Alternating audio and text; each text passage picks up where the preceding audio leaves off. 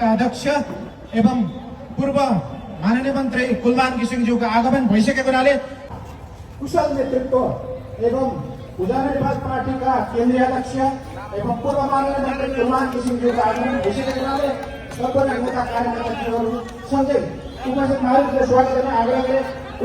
उज्यालो नेपाल जिन्दाबाद, उज्यालो नेपालका मानक कुलमान घिसिङ जिन्दाबाद, उज्यालो नेपालका मानक कुलमान घिसिङ जिन्दाबाद।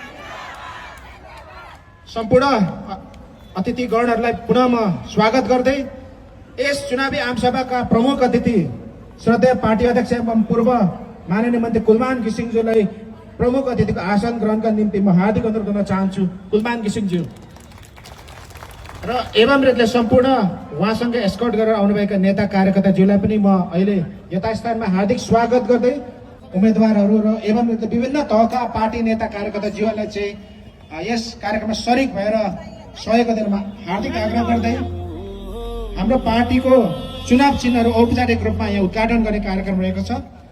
सम्पूर्ण मानवजीले तालीले स्वागत गर्न मैले हार्दिक अनुरोध गरेँ। प्रत्यक्षतर्फ हाम्रो चुनाव चिन्ह चिम उज्यालो नेपालको प्रतीक चुनाव चिन्ह चिम, त्यसै गरी प्रत्यक्षतर्फको चुनाव चिन्ह बाँसुरी रहेको यो डिस्प्ले बोर्ड यहाँ हाम्रो औपचारिक रूपमा अनावरण भइसकेको छ।